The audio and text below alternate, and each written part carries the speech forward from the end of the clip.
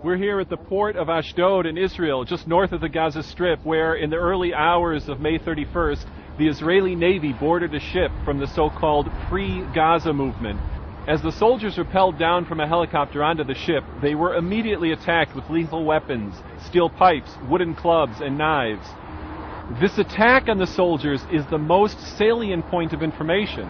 Yet the New York Times described the clear video evidence showing the Israeli soldiers under attack as merely supporting an Israeli claim. The Times then quoted Greta Berlin of the Free Gaza movement, calling the Israeli version a lie.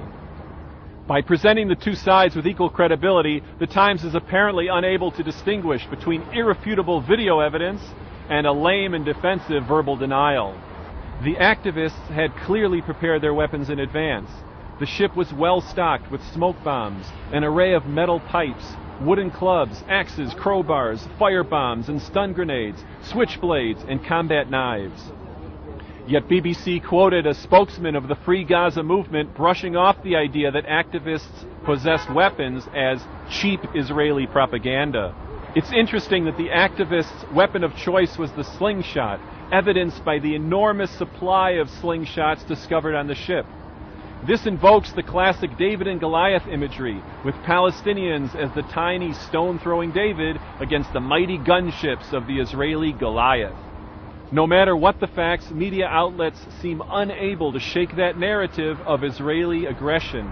Case in point, Reuters distributed this news photo showing an injured Israeli soldier. The Reuters caption, however, misidentified him as a pro-Palestinian activist.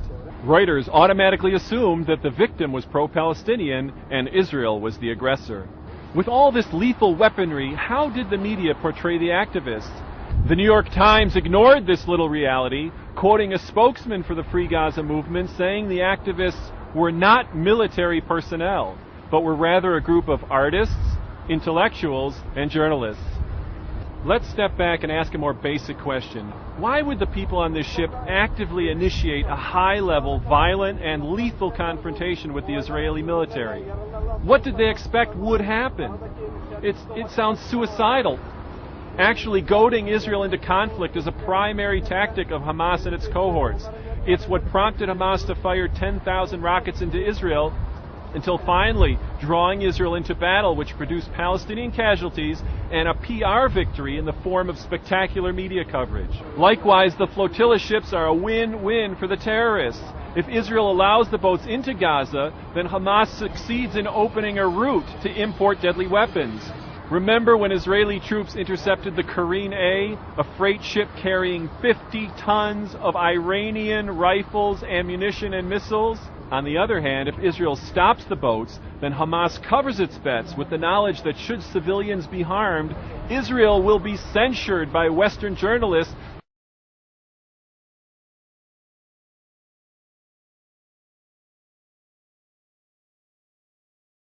On the other hand, if Israel stops the boats, then Hamas covers its bets with the knowledge that should civilians be harmed, Israel will be censured by Western journalists who can forever be counted on to report the standard line that civilian casualties are always Israel's fault.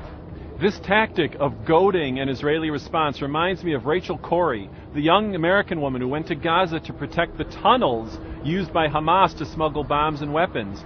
When Corrie challenged an Israeli bulldozer, she was accidentally crushed to death. Now, at the time, George Rishwami, director of the group that sponsored Corrie in Gaza, told the San Francisco Chronicle that placing activists in dangerous positions is good for the Palestinian cause because, quote, if some of these foreign volunteers get shot or killed, then the international media will sit up and take notice.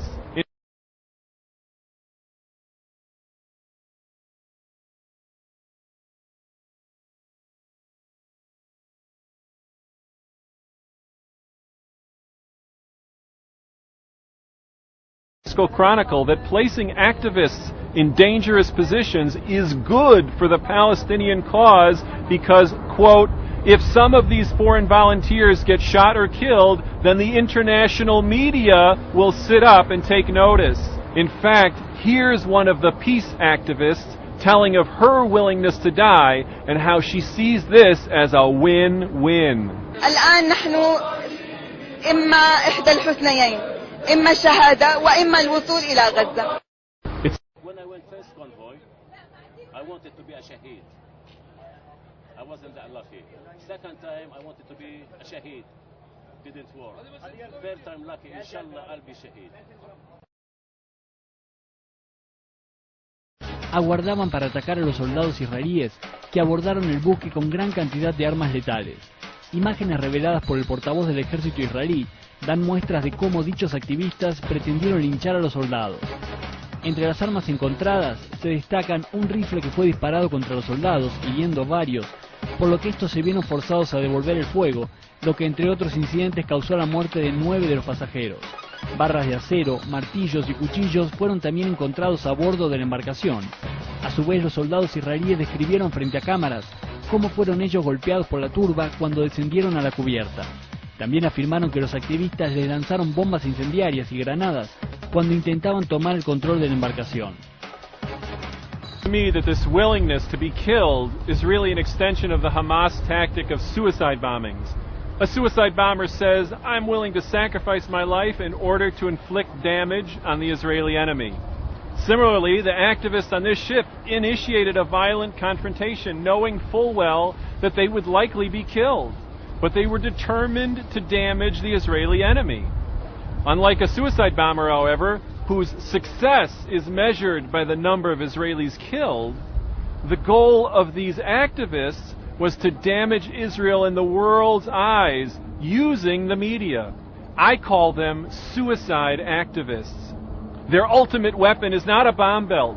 Rather, the media is their weapon.